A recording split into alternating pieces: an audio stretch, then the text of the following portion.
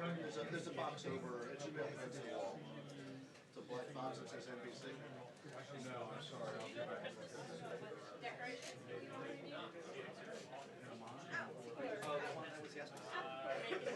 It's not over there? Is there an NBC box over there, Brian? A large one? What do you want? A double-sized one. What do you want? Black? Yeah, I just wanted over by that working chair. That's great. Yep. I never watched that. Hey, Rod.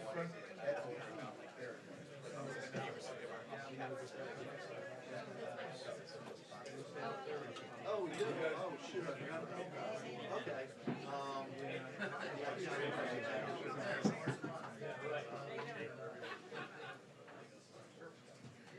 All right, well, let me work my way. Yeah, well, let me see if I can. Oh, it's next. I should know.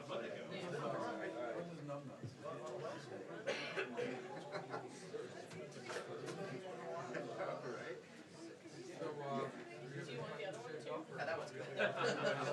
That's what I said my wife. Well,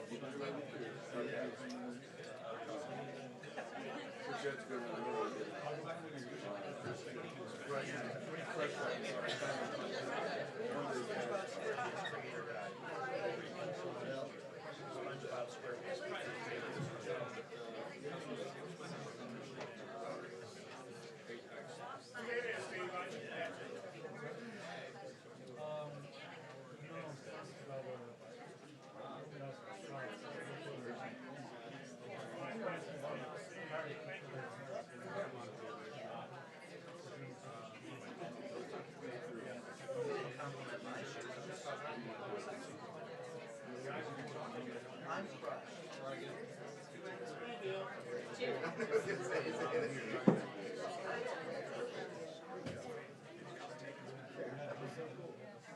You're not going to want to hear this. I just tried.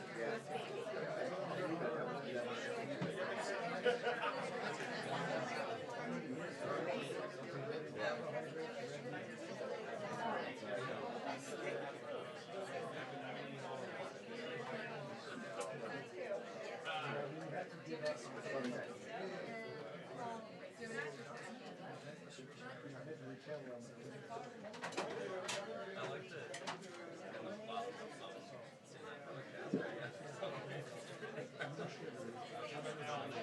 Yeah, it must have been my knees. I got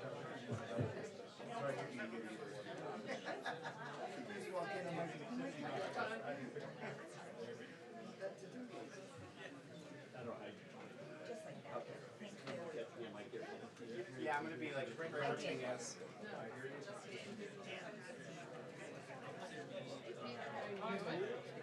That was trapped from my life. I came prepared.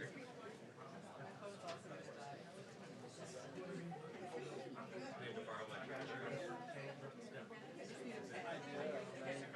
Yep, I got it. Oh, no. Okay. Yeah.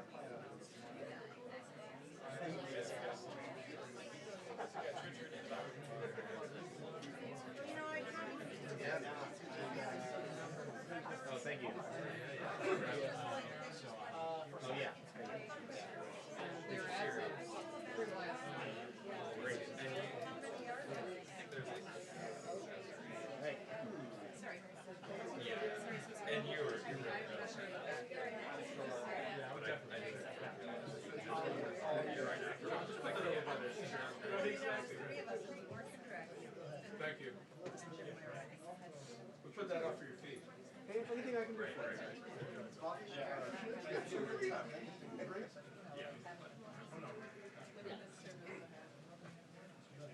Stand by. I'm gonna be there. Yeah. Yeah. I guess that's right. It has been a little while since we've had a briefing. We wanted to have everything figured out where to go. As you mentioned, there are several topics that are expected to come up. And I think first among all those topics, we have the first briefing on the campaign chairman, who of course has been in the last 24 hours of special counsel.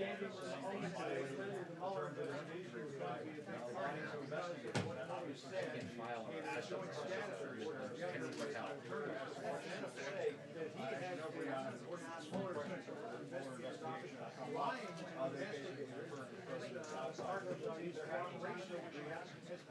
weighed in on some of these matters, and so we'll have to wait and see in terms of what she has to say. And of course, so much has been said in the last couple of days about the crisis down the border of Afghanistan, which was with the U.S. and Mexico, and of course the use of tear gas on some of those migrants coming towards the sections of the fence between the U.S. and Mexico. Obviously, the question will come up whether or not that's the United States the use of tear gas. We do know that Border Patrol authorities have cautioning for reporters that use of gas down there. All we have to do is put in frame of how the president has the White House handling the subject of immigration. That obviously is going to be something that's going to come up. And of course, as you said, Brianna, this decision by General Motors to start shutting down plants, laying off employees, the president was just saying yesterday that he's very disappointed in that decision. That he would like to see that GM do more and bring more jobs into some of those states that he cares so much about. That bill that comes down, of course, in 2016 on election night. And so I suppose that will come up. One of the other, of course, is this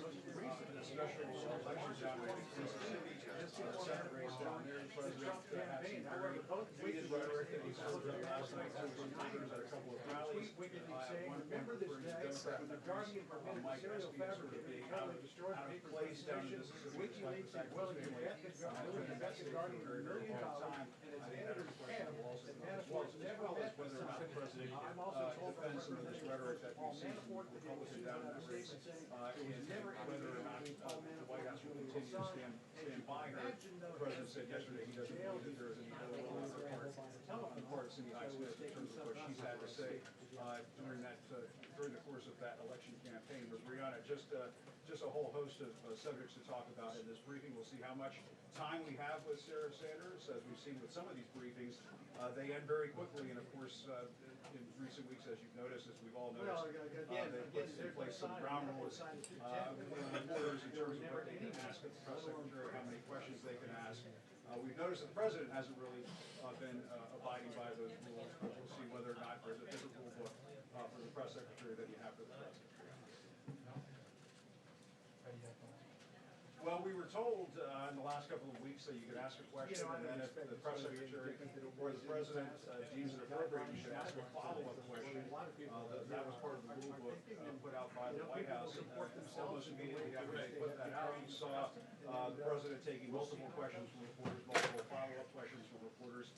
We haven't really seen Sarah Sanders take a whole lot of questions from reporters outside of her appearances on conservative media outlets, and so it'll be interesting to see just how he handles that rule book that she put in place when she comes out here, hopefully in a few moments. We also believe we're going to hear from the National Security Advisor, John Bolton. He may be taking some questions in advance of the president's trip down to Argentina for the G20 Summit. Of course, a lot of questions for John Bolton in terms of what's happening in Ukraine right now, and some of these hostilities between Russia and Ukraine. I think that's going to be a big topic. At the very least, the chief economic advisor, perhaps John Bolton as well on the national security side. So absolutely, if that is the way that this unfolds. Any questions about Mueller and DHS and tear gas at the border? Okay. Well, let's go wait to the top after that. Okay, sounds good. Thanks, Eric. Thank you.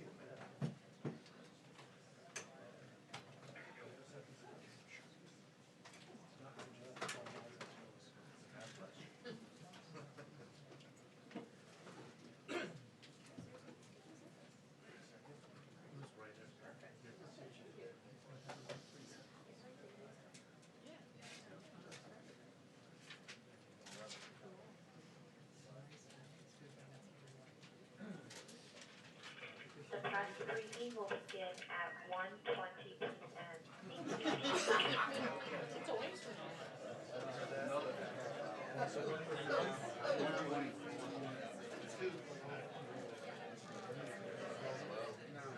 Yeah, it's like 25, 30.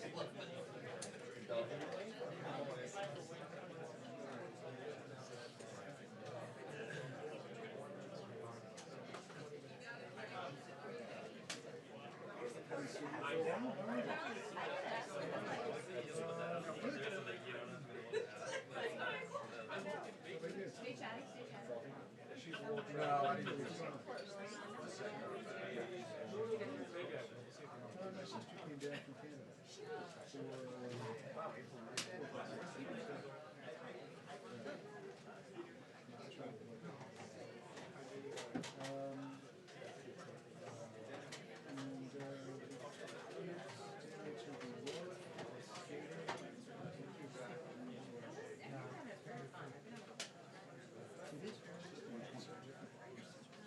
last time I went was some years ago.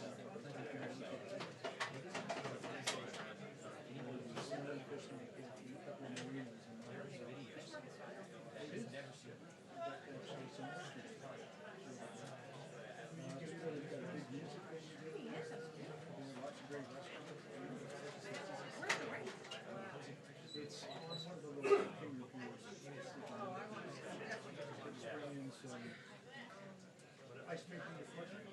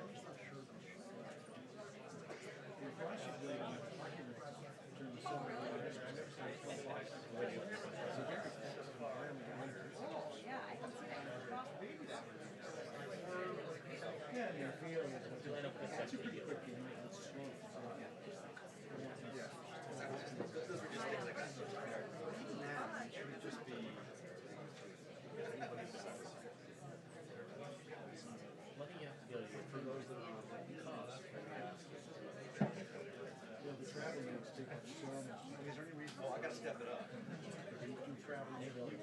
Good out there, like,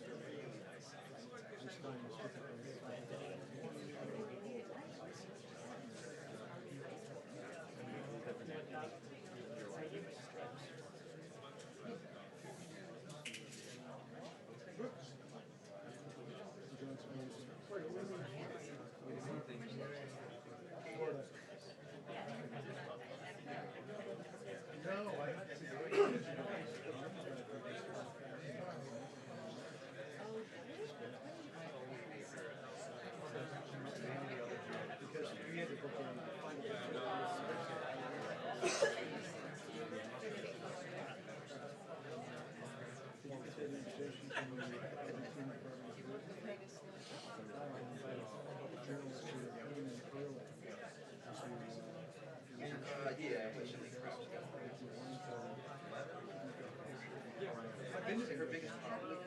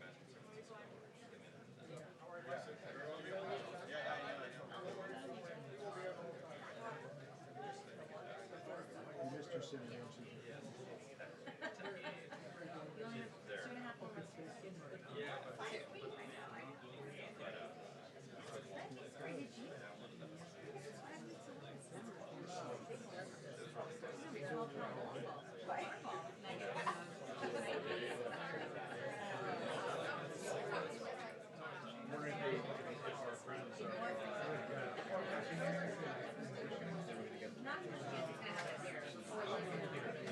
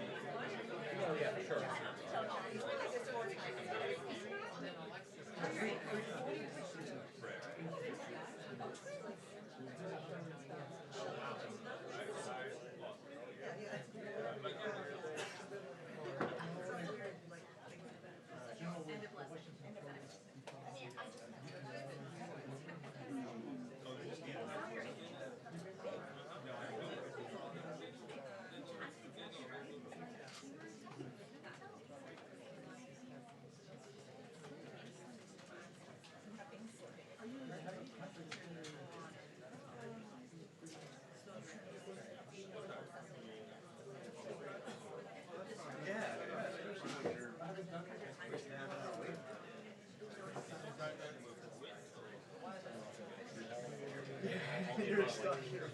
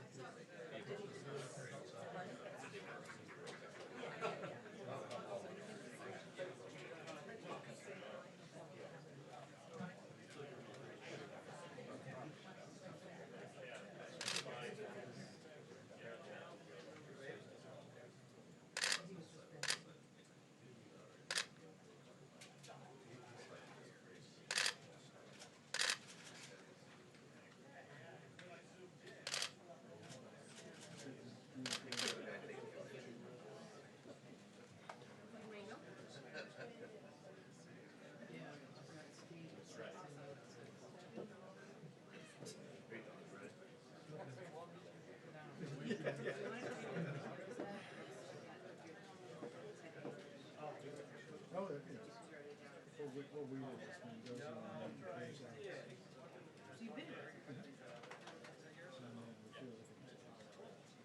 We flew, let's see, we were in New York. So we went New York, Atlanta, Santiago, and then we went back and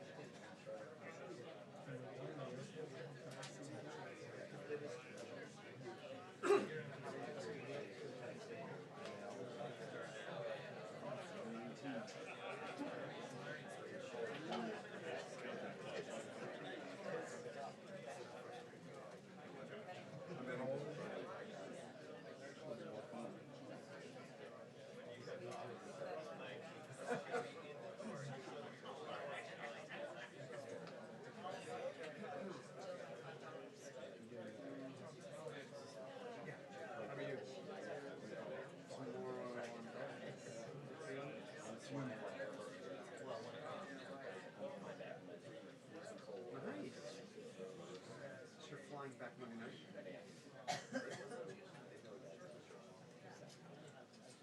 Wow.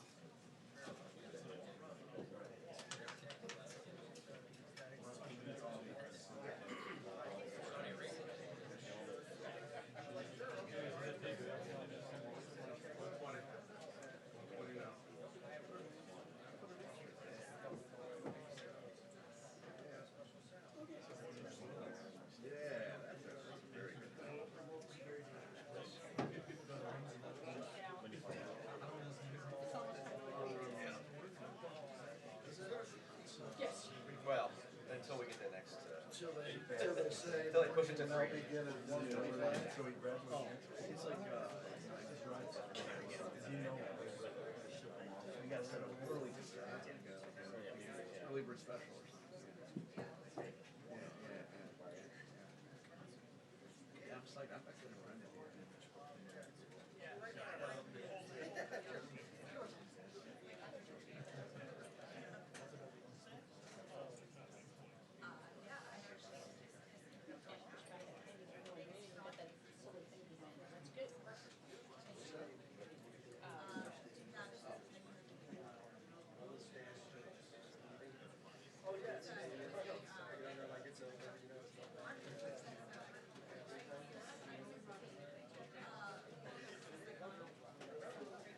Too much jocularity over there. Can you read?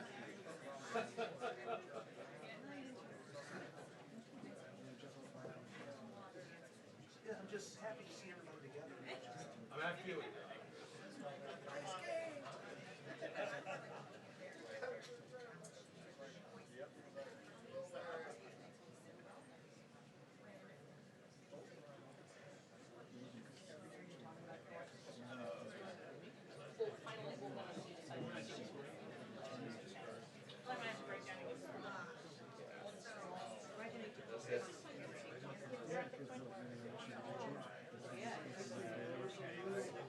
Wish my wife could see that live. She doesn't. My folks have got that. Christmas list. It was Christmas. It's 2021. And it's like, what's the point? I mean, if there's something I want to put on a list, surprise me. It's like, you know, so I get a Christmas list for the Christmas list for the girls, I get a Christmas list for my wife. And they had an awesome time. So, we went to the Hershey Spa, with them. And, like I said, my wife said the only thing that was private about it was, you know, they stayed at home. So I know, three spa treatments, hotel along with some drinks, you know, it cost me around $1,300. But to me, I have no idea that's how. Of course, my wife is still working for herself. That's a nice family. Stay at her, she goes out and we stay there. Yeah, that's maybe the best. I think I need to give my wife like a spa treatment. I know she has a, yeah. No fun bike. You gotta go with the daughter. The Christmas at Hershey Hotel is, that spa, the Hershey Spa, it's an all-day thing.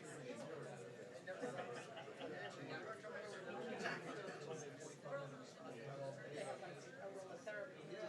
Fancy shower.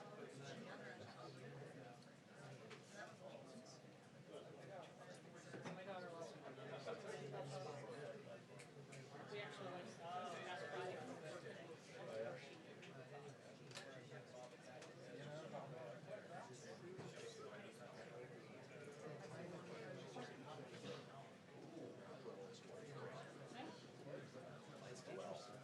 Oh, no, I'm sorry, my older one's 23, my middle one's 25.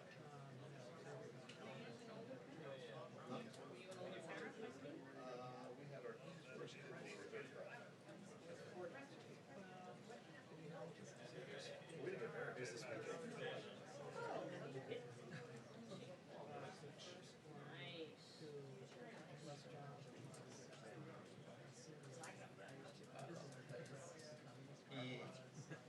It's weird. I appreciate it. Yeah, yeah. It's at my house.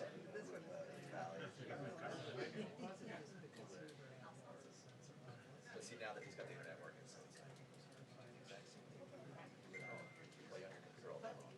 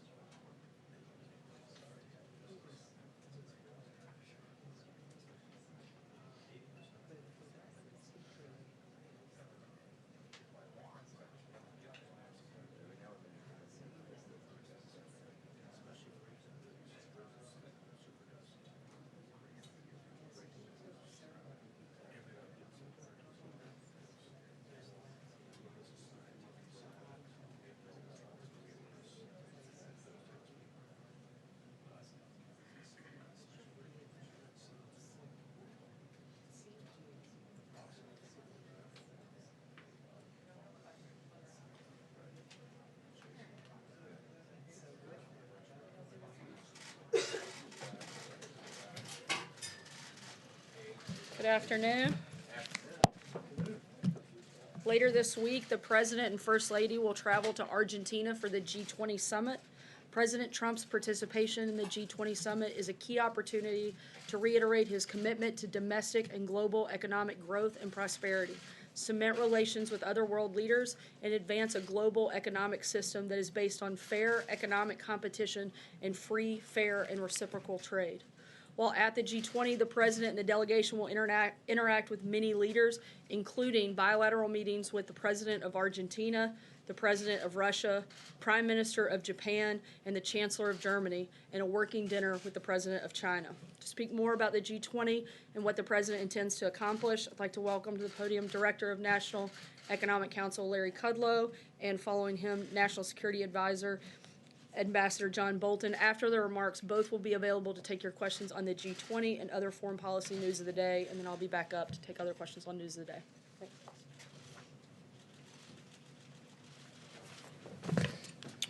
Thank you, Sarah. Thanks, everybody. Let me just walk through some quick themes, and then I want to mention some things the President talked to us just a little while ago. As Sarah said, G20, funny, it's not actually the G20 when we count it up properly, as Ambassador Bolton points out. It's much more than the G20.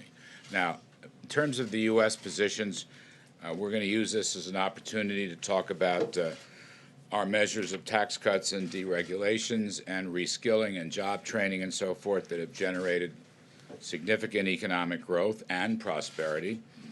That includes women's economic empowerment. As Sarah mentioned, free, fair, and reciprocal trade and trade reform.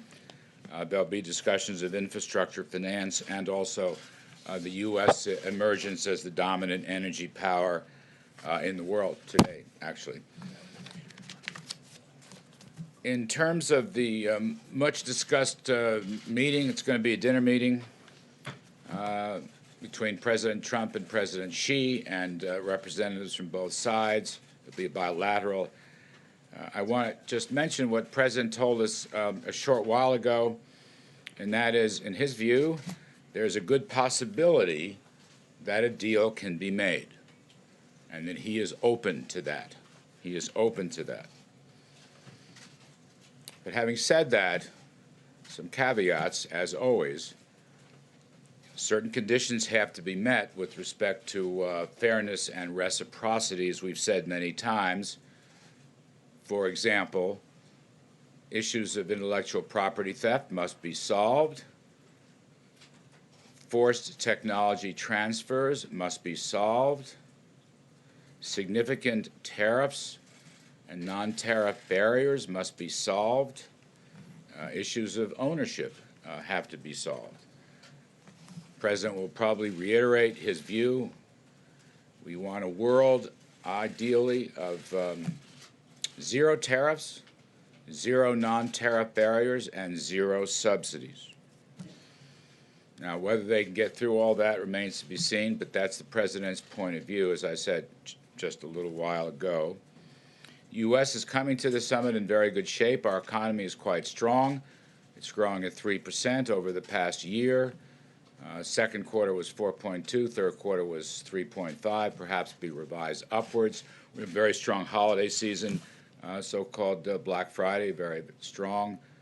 We've had tremendous investments, business investments, energy investments, oil prices and gasoline prices coming down. That helps consumers, of course. We're in very good shape. China, not so good.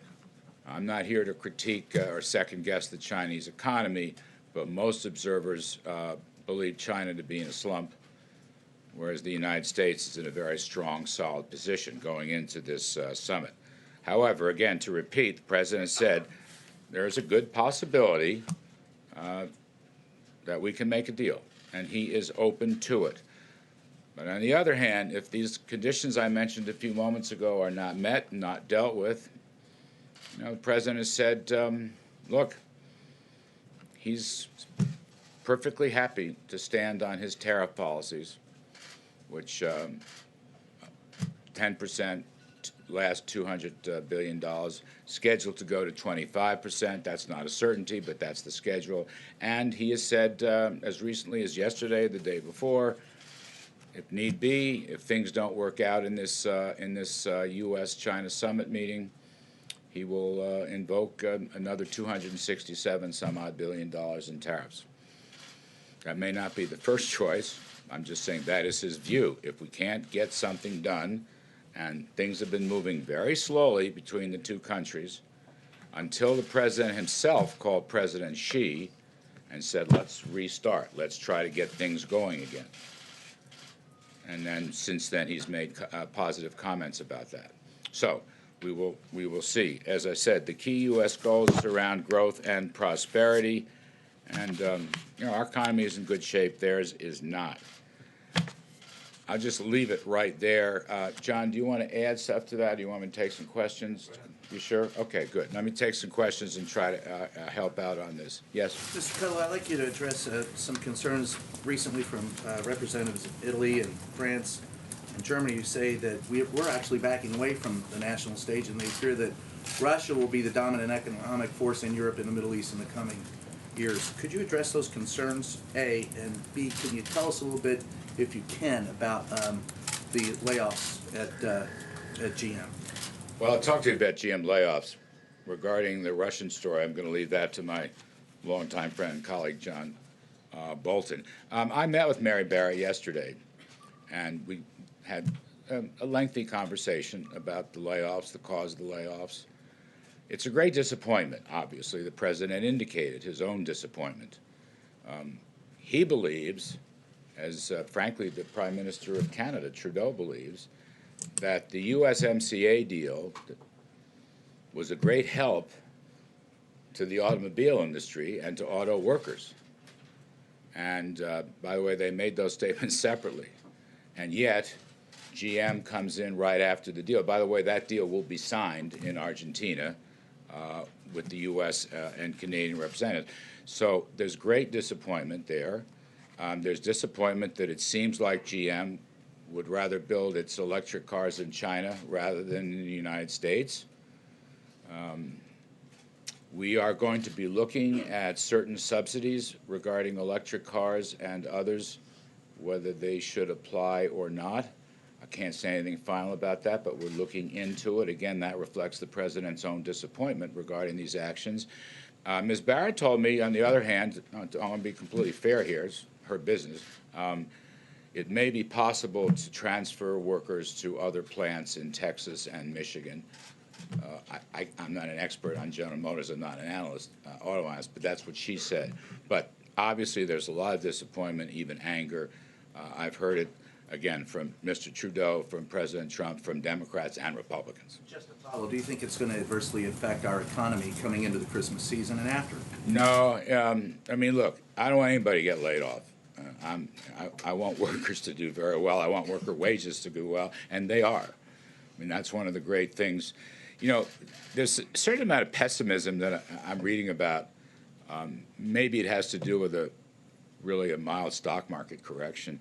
Let's not forget a couple weeks ago, just on this very point, we had 250,000 new jobs, which was a blockbuster number. Nobody really expected it. With a 3.1% yearly gain in wages and a 3.7% unemployment rate, those are very spiffy numbers by any benchmark in any metric. So again, holiday season layoffs from GM, brutal, all right? Very disappointing.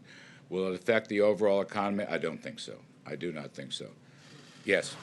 Yeah, back to the question of the tariffs, and if these talks with President Xi go nowhere, and we move forward with this escalation of the tariffs that you just described, which, correct me if I'm wrong, would be the biggest addition of tariffs that we've seen in your lifetime, what will the impact be on the U.S. economy? I mean, That's a long period of time you mentioned. My lifetime. But you've been a committed free trader for almost all of those years. Yeah. So what will be the impact on the U.S. economy if we see tariffs go up to the degree that you just described?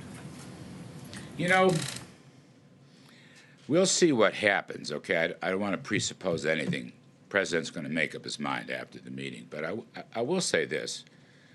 Our economy is in very good shape right now. And when you multiply through whatever numbers you want to use, 250 billion, or tack on another tranche, which may or may not happen, at a 10% tariff rate or more, it's really just a fraction of our economy. Okay, it's just a fraction of our economy. I'm not suggesting that there aren't winners and losers in that game. It's a complicated game. But on the other hand, I think we are in far better shape to weather this than the Chinese are. And I'll also say one thing. I appreciate your characterization. I am a free trader. But you have to ask yourself, this is what President Trump has been talking about, is it free trade when there's clear evidence of unfair and WTO illegal trading practices by China for several decades? Is that fair? Is that free?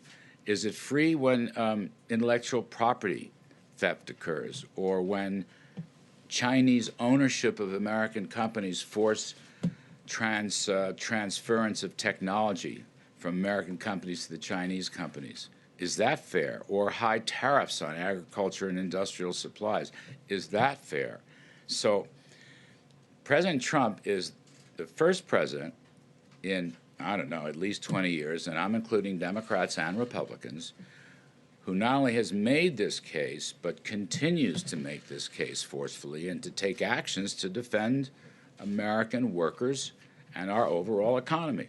Other presidents in both parties have raised the issue and then walked away from it. And President Trump obviously doesn't intend to. You know, this is under the heading, I think, for him of promises made, promises kept. It's something he's talked about for several years, and he now continues.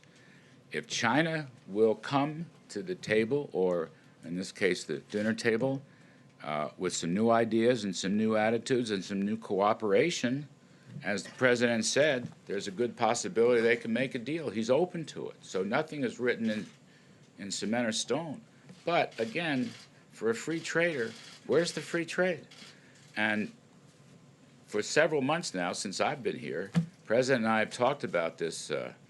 We'd love to see a world of zero tariffs and zero non-tariff barriers and zero subsidies. We'd love to see that world. But unfortunately, we don't have that world, particularly with respect to China, but not only China. And so he's taking actions that he thinks will get us closer to that world. Let me go around. Yes, please. Thanks. Just another GM question. When the president said yesterday they better damn well open a new plant there very quickly, was he just venting his frustration, or does he have some consequences in mind if they don't? I'm going to leave that to him. You may find additional announcements coming on that topic. Some more. Let me go in the back. Yes, ma'am. I wanted to ask you about what Ambassador Shui Tiankai said recently to the Who? Wall Street Journal. Ambassador Shui Tiankai, the Chinese ambassador Yes. To the United States. His thought was that there would be a real risk to the global markets if there wasn't a deal, that they could become fragmented as well. How big are the stakes if you can't reach a deal? Look, the ambassador makes a point. Now, if he would do his part, or his government would do their part, then we can all make a much better point. That's what President Trump is saying. I mean, I'll read you the quote again. There's a good possibility we can make a deal, and he's open to it. But certain conditions, have to be met. Certain things have to be changed. And the president, again, in the spirit of promises made, promises kept, is going to defend, the interests of American workers and ranchers and small businesses and the economy writ large. Let me just add one other point to this. The rest of the world agrees with us. I mean, we signed at the UN, for example, a trilateral agreement with the EU, the United States, and Japan. Worth looking at that document, which outlines, what they call non-market abuses, read China. just recently, before the Shanghai conference, where President Xi was to give an important speech, I'm not sure there was much new there, but in any case, just before that conference, with no prodding from the USA, the ambassadors, the French and German ambassadors to China, wrote a very tough piece going after, again, non-market, unfair, non-reciprocal trading practices. There is broad-based support for the American position here, which is China should change its practices and come into the community of responsible trading nations. They can do that, right? They're a major economy right now. It's not like they were 25 or 30 years ago. We would welcome it. The president has said he's happy to make a deal, but they have to take certain actions and give certain assurances. So, you know. You'll spend the G20 getting that support around your position from other countries at the G20? Oh, I'm sure we will. I'm sure we will. We have in many other forms. Just a couple more. I want Ambassador. Yes, please. Thank you. Yes, he was talking to me. Tariffs are, in effect, a tax on imported products that are paid for by the consumer.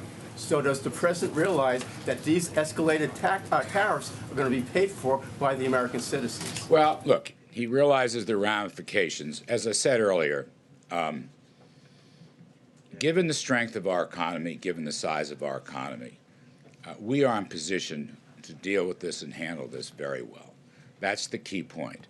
And I'm not so sure about China, but I'll leave that to China experts and so forth and so on. The benefits, let me just look at the other side of the ledger. It's very important. The benefits of true free trade globally will be enormous. You know, if we go back to the idea of zero tariffs and zero non-tariff barriers and zero subsidies, if China plays by the rules, even the WTO rules, and all that needs reforming in our judgment, but they're violating those rules. If we do have a free trading system, or we move in the direction of a free trading system, a true free trading system, we will benefit enormously. Frankly, we will benefit, they will benefit, and the rest of the world will benefit. Now, free trade throws off enormous benefits when it's done properly in consistency and in a reciprocal manner. That's the key point the President emphasizes. He's absolutely right. So, you know,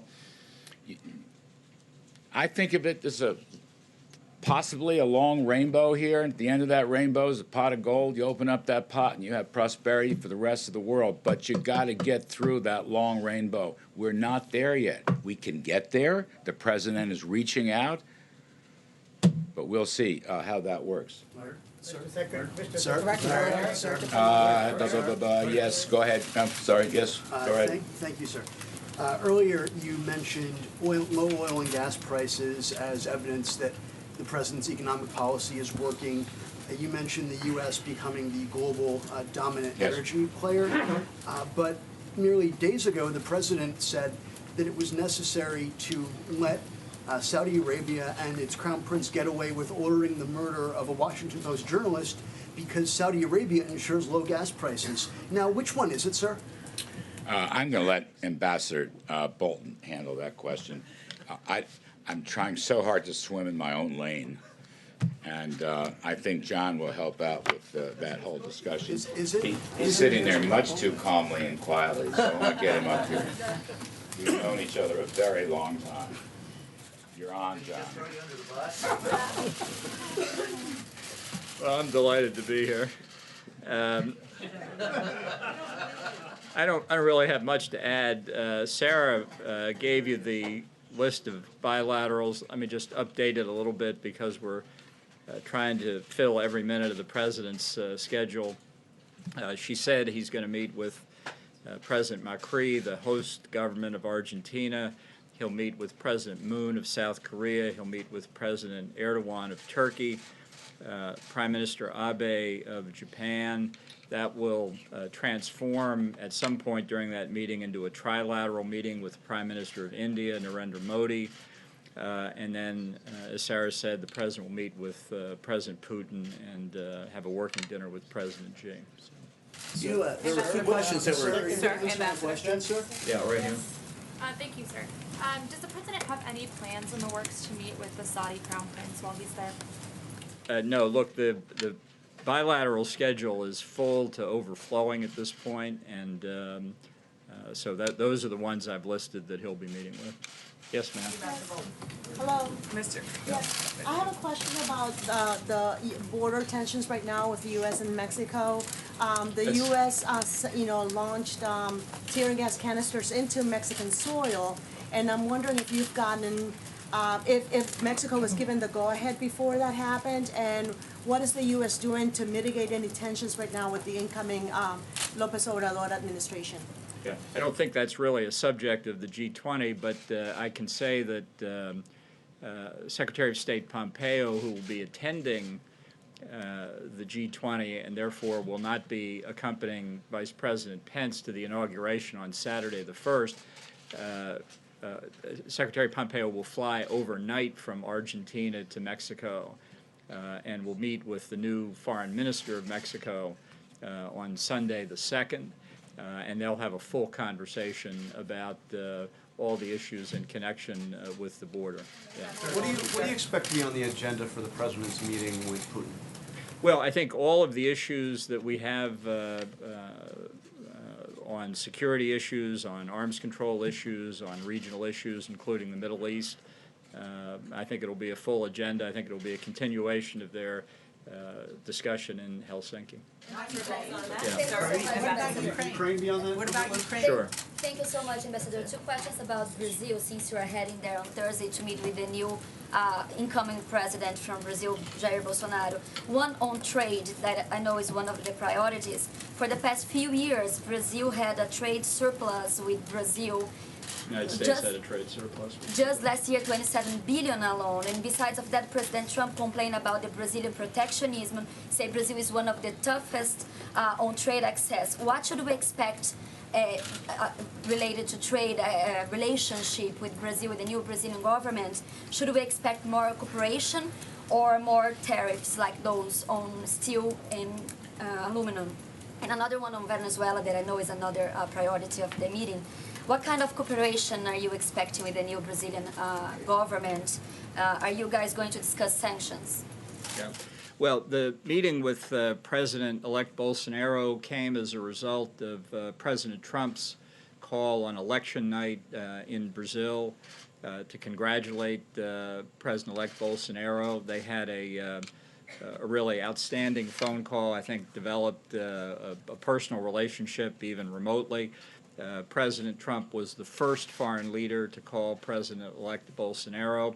So following up on this, we thought it would be useful and certainly very helpful to the United States to hear from the President-elect what his priorities are, what he's looking for in the relationship.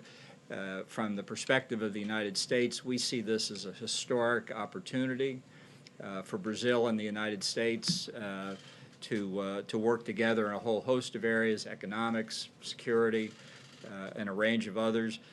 So I'm really looking forward to hearing what the President-elect's priorities are, try and respond to him, try and tell him a little bit about what President Trump's views are, and hopefully when President-elect Bolsonaro is inaugurated on January the 1st, that the two leaders can really get off to a running start. So I'm just really there to prepare the ground for them. Ambassador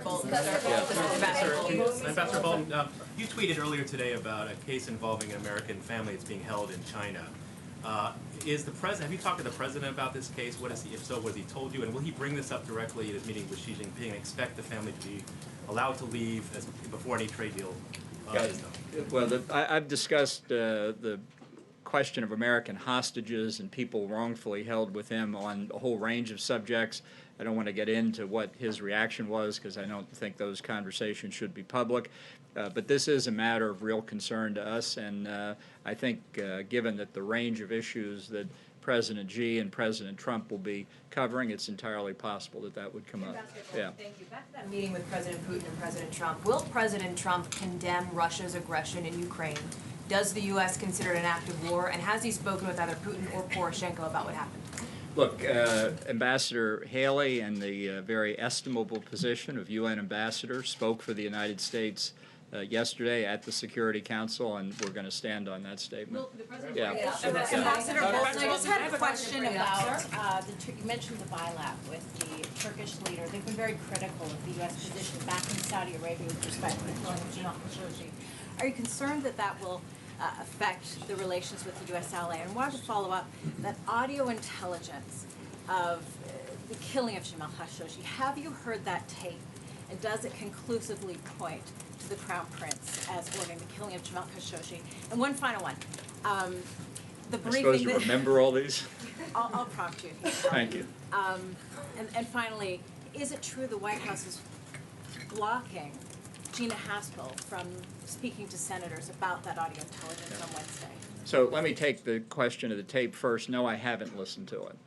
And I guess I should ask you, why do you think I should? What do you think I'll learn from it? Well, you're the National Security Advisor. You might have access to that sort of intelligence. Yeah. How many in this room speak Arabic? Yeah. Access to an interpreter? Well, you want me to listen to it? What am I going to learn from? I mean, if they were speaking Korean, I wouldn't learn any more from it either. The interpreter would be able to tell you what's going on. Then I can read a transcript too.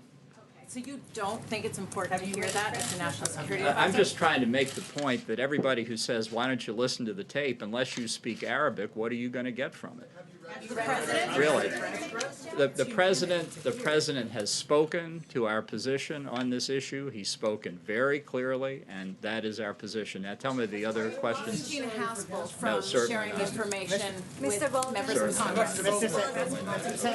No, go back here in the back. Mr. Bolton, could you go back to the man in the back? Okay, so the Argentinian authority captured 2 Hezbollah suspects last week.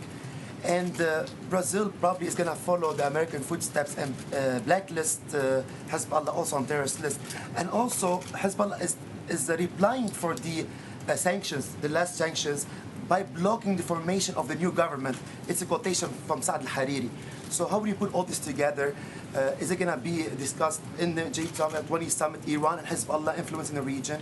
Well, I expect in the bilateral meetings, depending on the country, that there will be substantial conversation about counterterrorism efforts where we participate together. That's certainly something that may well come up in Brazil with President-elect Bolsonaro, and I think it's one of President Trump's biggest priorities to extend cooperation against terrorism, whether it's Hezbollah or Hamas or others. So entirely likely it could be a subject. Yes, ma'am. Ambassador, going back to the Khashoggi issue, being informed about an issue is part of, I guess, what is in the scope of national security. We try to be. Right, okay. But in the midst of it, why not, I'm going to go back to that question again, sir. Why not get a translator to understand, to hear what happened? You could find out a little bit more than what they've told you by listening. People who speak Arabic have listened to the tape, and they have given us the substance of what's in it. And you trust those who've given you... I don't speak Arabic. I know, but a translator, you could hear the emotion, and a translator could help you understand what happened at that time to relate to the President of the United States and to convey to the world what happened. I'm very satisfied that we know what the tape picked up, and it was factored into the President's decision, and he's announced his position very clearly. Mr. Ambassador, as economic security, as national security, I think this should be in your lane. I was going to defer to Larry, but it's... Let me see if I can keep it in your lane if I could. The talks with China have been marked with intransigence and disappointment. Larry was talking about that at length this morning. This idea of some sense of optimism going into this Saturday night dinner with Xi, is it based on any notion that Xi is going to suddenly say, you know, this idea of intellectual property theft and forced technology transfer, protectionist tariffs? I don't know what we were thinking. It was a bad idea. Let's level the playing field and start anew. Well, I think President Trump has developed a very positive relationship with President Xi. They've met, they've spoken over the phone. Obviously, both leaders carry into any discussion like this their national interest, and I think it's instructive, and I think the Chinese side believes the same thing, to have the two leaders exchange their views in the presence of their senior advisors. and not with the expectation that at this meeting there'll be some substantial agreement coming out of it, but that there would be an indication, a kind of way ahead that the advisors could then pursue. And I see Sarah is so eager to be here to answer your questions. Mr. Fellow deferred. Hey, Sarah? I was going to give him one more, but. Mr. Fellow deferred a question to him. Could he answer the question that was deferred to him, please? Mr. Bolton. Bolton. I think he's already gone. As you know, the new president of Mexico will be inaugurated on Saturday to represent the United States in Mexico City.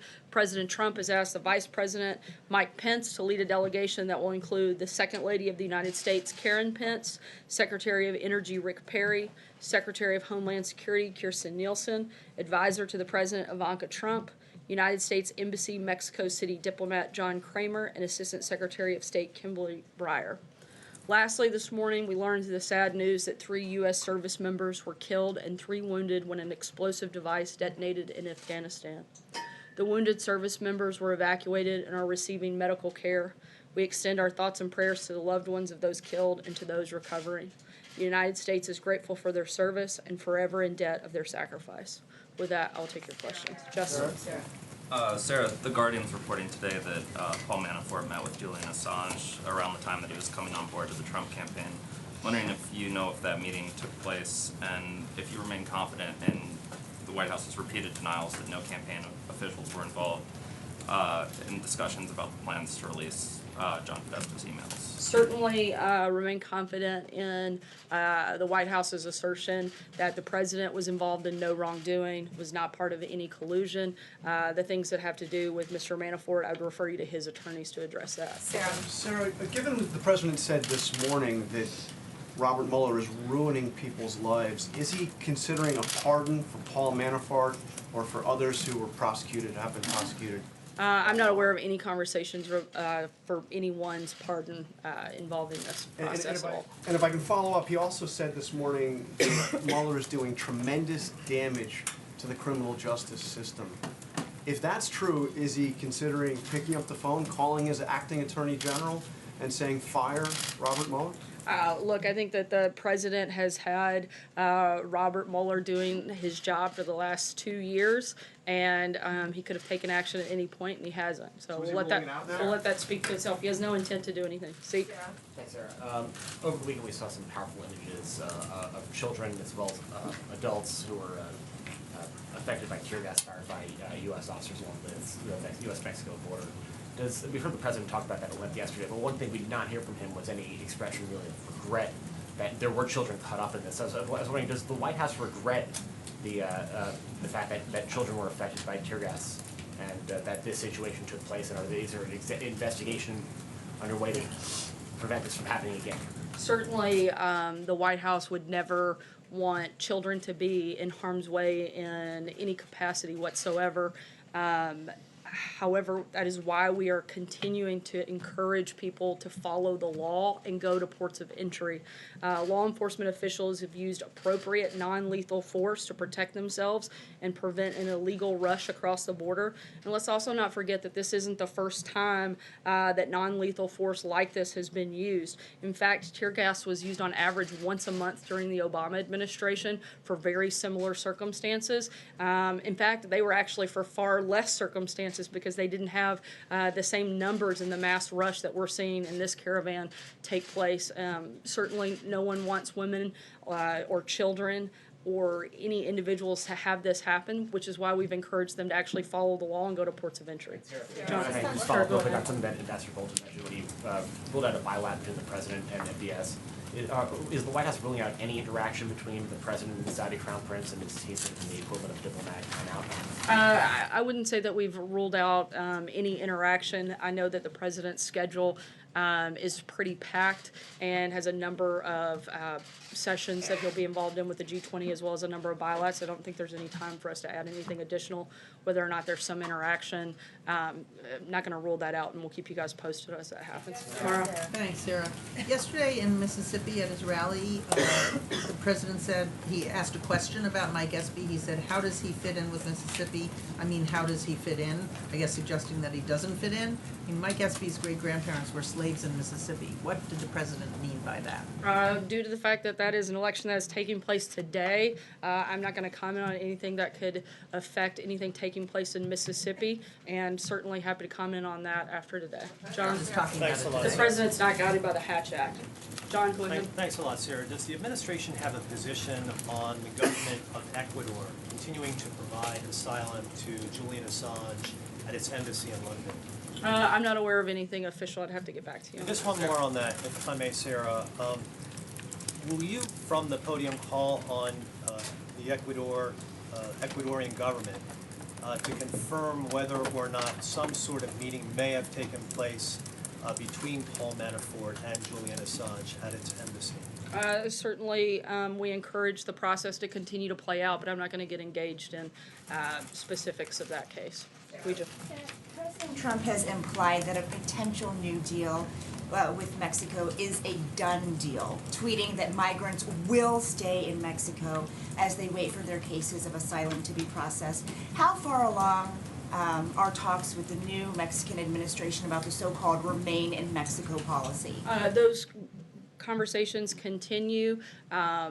We won't have a final decision until the new government actually takes over, which will happen on Saturday. And on Monday, we expect the new foreign minister from Mexico to meet and sit down with White House administration officials and the Department of Homeland Security Secretary Kirstjen Nielsen and continue and try to finalize those conversations. Second question on Khashoggi, because tomorrow Secretaries Pompeo and Mattis will brief the full Senate on the murder. Why is a leader of a U.S. intelligence agency not joining them, specifically Gina Haspel, who many senators expect to hear from? Ambassador Bolton addressed this. I'm not going to comment on behalf of the CIA director in that capacity. That's something I would direct you to them to answer. Sarah, I want to ask you about the climate assessment that your administration released last week. The president yesterday, when asked about the economic forecast, he essentially said he didn't believe it.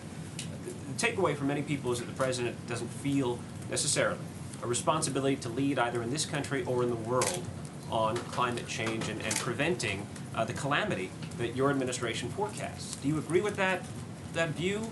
And if not, why not?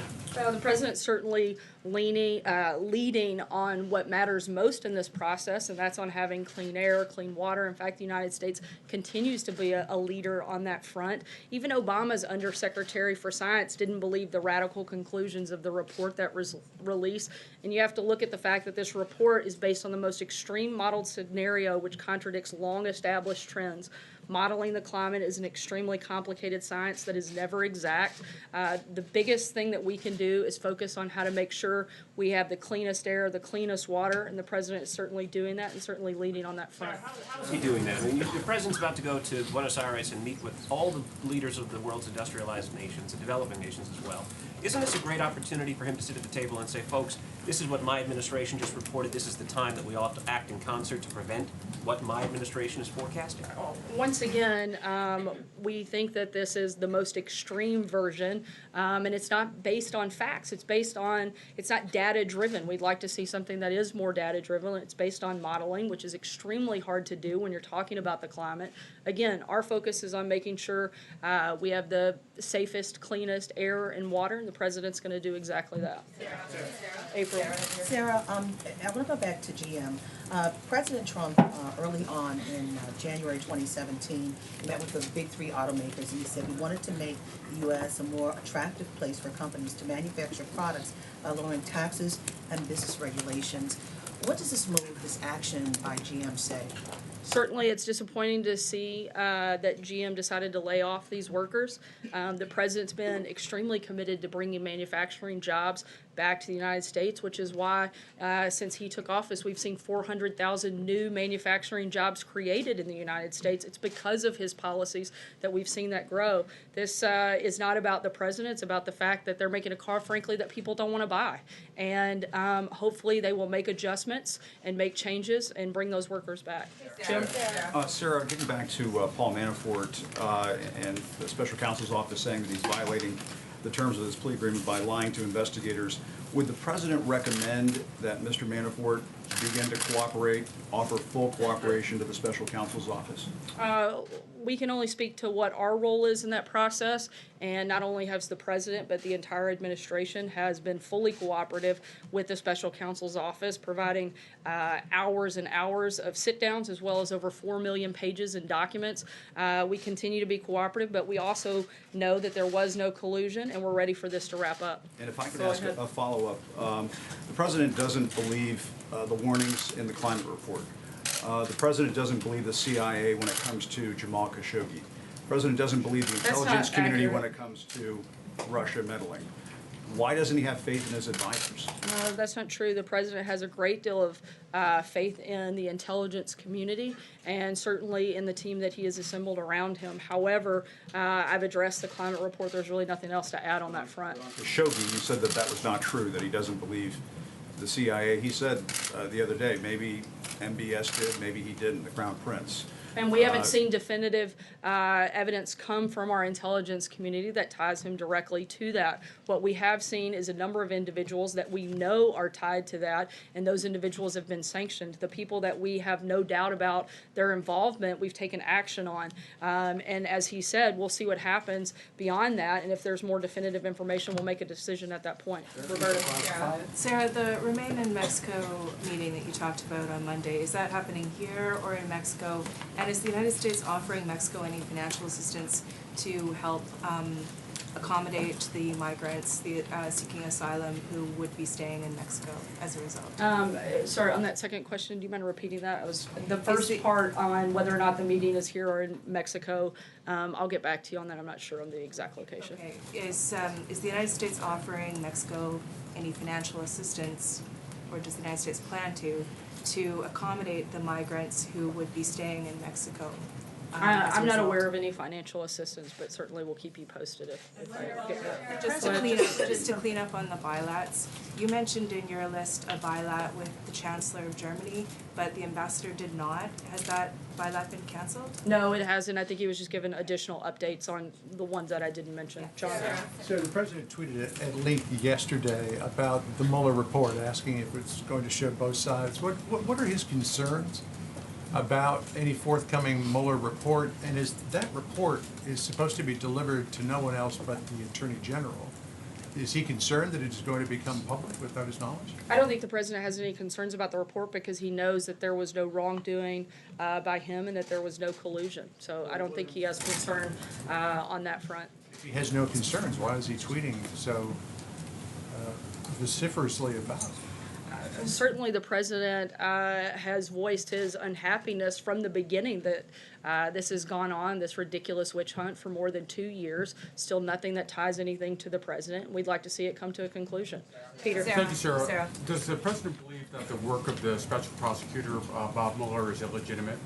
I'm sorry? Does the president believe that the prosecutions, the indictments of Bob Mueller are illegitimate? I think the president believes that what I've said several times today and several times over the last couple of years, that there was no wrongdoing on his part, there was no collusion by his campaign, and beyond that, that's really all we can speak about here at the White House. Last question, Howard. Thank you. 2 questions for you. The president, as you're speaking, is tweeting that he is going to be considering cutting all GM subsidies, including for electric cars. Can you explain why he says that he thinks that would help American workers? Can you explain why that would end up backfiring, as we've already seen, and who the president has consulted and what the timeline is for this decision?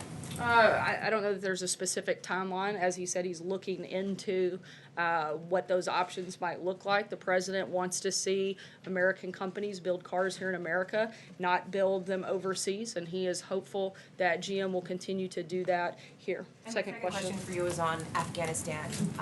The president on Thanksgiving Day told U.S. troops that we are winning the war in Afghanistan, which contradicted what the chairman of the Joint Chiefs of Staff said, that it was a stalemate. Does the president today still believe, after what we saw over the weekend, that we are winning in Afghanistan, and why? Certainly, anytime you have a loss of life, particularly by an American service member, it is a horrific tragedy and something that no president wants to see, certainly not during their administration. and the president wants to make sure that the battle that we're fighting takes place there and not here, and he's going to continue consulting with his national security team and make decisions on how best to move forward beyond that. Thanks so much, guys. Have a great day. Did you all violate the Posse Comitatus Act in Mexico? Sarah? Why the president lie about not having business with Saudis? Yeah, well.